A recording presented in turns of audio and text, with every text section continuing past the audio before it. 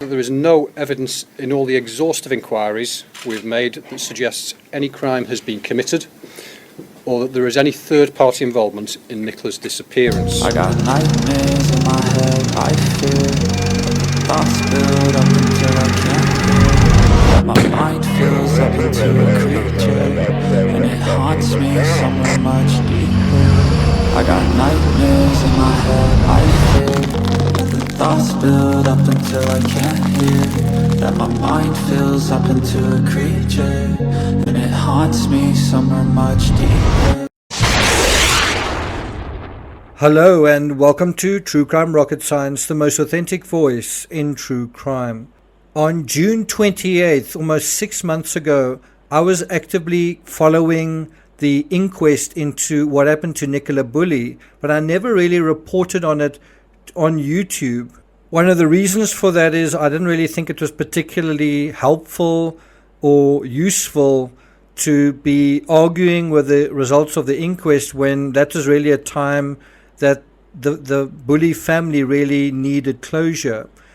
But now we are at a 6 months later, 6 months later, and of course we've just had the Gaynor Lord case take place, and that raises the question, in terms of the Gaynor Lord case, what really happened in the Nicola Bulley case? And also intertextually, if we know what happened in the Nicola Bulley case, and I'm not sure if we do, but if we do, does that help us understand what happened in the Gaynor Lord case? Before we get to that, if you haven't subscribed to the channel, please do. If you're finding this analysis useful, meaningful, intelligent, helpful to you, please like, share, leave a comment. You can also hit the thanks button, and let's get started. We then know at about 9:33, a local dog walker who is walking a dog comes across the bench and finds Willow untied, running between the bench and the gate. The mobile phone is on the bench, face upwards, still logged into the Teams call, and Willow's harness is halfway between the bench and the riverside. Now, you probably don't remember from the analysis I did in late June that screams were said to be heard after 9:30 a.m. And details matter. A lot of people have said, I don't know why you're covering this, it's not true crime. Well, whether it's not true crime or it is true crime, in a situation like this where a woman goes missing and it's mysterious and there are a lot of pieces of the puzzle missing, then the details do matter. The details definitely do matter. And I've heard some people say, that there was a difference between the two cases because there were screams heard in the Nicola Bulley case and there were no screams heard in this case. And I don't think there's any doubt that there weren't screams in this case. What I think is interesting is that I think some people have not really paid attention to the details in terms of those screams. Now, one witness said that she heard a scream. This is in the Nicola Bulley case. This was said during the inquest. She was describing how shortly after 9:30 a.m. she heard a scream, basically a single scream. These are her words. She said, "I pictured in my head it was two females, teenagers, walking on the river path, and one jumped out on the other. I didn't think anything of it until later that night." And so she, from the screams that she heard, she thought it was youngsters, young people. She also said, I used to hearing the noises from the school, but not at this time. And so she seemed to be conflating the noise that she heard with the noises that she was used to hearing from a nearby school. And I think that is what she heard. I do think that the fact that it was a Friday, the fact that it was fairly early in the morning, that was what was going on. Now, there is compelling evidence now that Nicola fell into the river as long as 8 to 9 minutes earlier than 9:30 a.m. Let me say that again. There's compelling evidence that Nicola fell into the river, if you want to use that term, stepped into the river, entered the river, as long as 8 to 9 minutes earlier.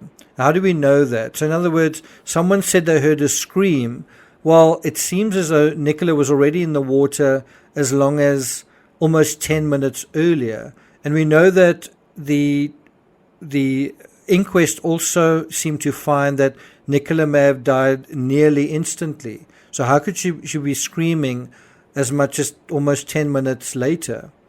According to the reporting at the time, coroner records conclusion of accidental death. The coroner says it's likely that Ms. Bulley entered the water at 9:22 a.m. when her Fitbit recorded a significant spike in her heart rate. That's huge.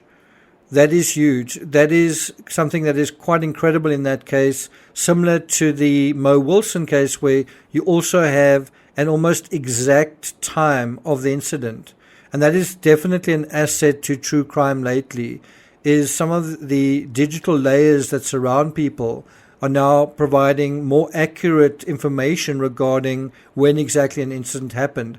And that also helps us untangle some of the confusion around a case like this. So a lot of people, I would say probably even the majority of people, will have it in their minds, oh yes, she screamed, she must have fallen in by accident. Well, not if she didn't scream. If she fell in and she didn't scream, or if she entered and didn't scream, then obviously it's possible she may have struck her head and been unable to scream, but another possibility is that she entered the water intentionally.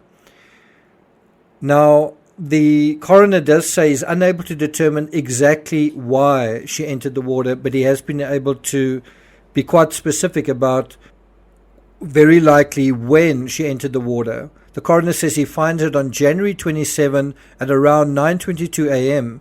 Nicola fell into the river and died almost immediately. Now that assessment saying she died almost immediately isn't that 8 or 9 minutes later she was screaming. Now what's important to do is keep an open mind even 6 months later, even at this late stage, keep an open mind. And that's what we've also got to do with Gaynor Lord. And so it's in this respect, when you deal with this aspect that I know was sensitive and I know a lot of people didn't want to talk about, but it goes to, if you're going to say what were driving factors, aggravating factors, and these are the exact same things you do to determine whether murders happened and what was driving the psychology. Well, the same thing happens when someone has potentially murdered themselves or whether someone has had an accident. You know, there are also things that can lead to increased accidental behavior, such as lack of sleep, just to name one. Now, according to the reporting at the time, Ms. Bulley's family were concerned over her increased alcohol use, and she had even said the words that she didn't want to be here. Now, this is not hearsay, this is not speculation, this is not rumor, this is not something that the police said. This was mentioned in the right setting at the inquest. Teresa Lewis-Levy, a mental health clinician who was involved with the home treatment team and the Synergy vehicle, was the mental health emergency response vehicle. She was the one of the witnesses during the inquest. And so this person said that on January 10, 2023, just 2 weeks before Nicola went missing, Nikki's sister, Louise Cunningham, called the mental health team and asked for some assistance for her sister. And so this is quite a big insight that Nikki's own sister, that's someone very, very close to her, didn't call kind of just generic law enforcement, but called for someone that was specifically with expertise in mental health. The family was concerned with her increased alcohol use. That was what the inquest was told. And Nikki had not wanted to engage with her own children. And she'd even said the words that she didn't want to be here. I do find it very interesting, very curious, in some ways disappointing, and also quite troubling that these facts are not front and center when people think about Nicola. They don't think about that. They seem to think about foul play or an accident. And these are very important material things that Nikki that's revealed through someone very close to Nicola, Louise Cunningham. And it provides a very important insight at a time that is very, very close to when the incident happened. I know why it's not discussed, because all of this critical information is drowned out by the loud voices talking about foul play, serial killers, and so on. So a mental health team, the police, a paramedic, as well as Paul and Nicola's sister Louise are there. I think it's significant that besides saying that she felt she didn't want to be here, and by that it sounds like I don't want to be alive, that's how I interpret that statement. I don't want to be here in the now. In other words, I don't want to exist. She seemed to reinforce that by not wanting to engage with her own children. She's already departed in a sense, in an emotional sense. And this is a somewhat contradictory this is somewhat contradictory to the assertion during the same inquest that she was a perfect and perfectly wonderful mother. Now, no one is saying that she wasn't a good person and that she was a wonderful mother, but I think trying to put a perfect story around a person doesn't do anyone any favors, and I'm not sure if it's truthful either. And you could say, why are you ruining the memory of someone? It's not ruining someone's memory. It's simply being true about it. And it's actually being kind and sensitive to who someone really was. You know, if you're not there, do you want someone telling stories about you that are either too good to be true or varnished?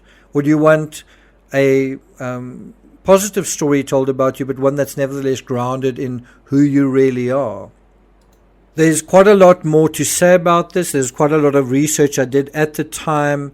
And once again, we are curious whether some of these things that we didn't know about Nicola and were sort of, I wouldn't say hidden, but were not necessarily made explicit, whether something like that was really going on with Gaynor, right? And it's nothing against Gaynor. It is simply that this was the more human story for what was going on with her. And, you know, if we can understand that, then perhaps it can help some people who are also going through something similar over Christmas time, who are feeling overwhelmed, and they can see that it's natural to feel that way. It's natural to feel perhaps lonelier and more isolated and perhaps less hopeful than usual. And it can also be a warning or an encouragement to people around family members that might be vulnerable to reach out to them, to be more considerate and caring and attentive to those around them, especially at this time of year. So in that sense, I hope this is helpful. If you'd like me to continue this sort of analysis just in terms of what I did in June 6 months ago, let me know in the comments. If you feel like it's insensitive and we should just move on, let me know about that too, and I'll make a decision based on your consensus. Thank you for listening, and I'll see you guys next time.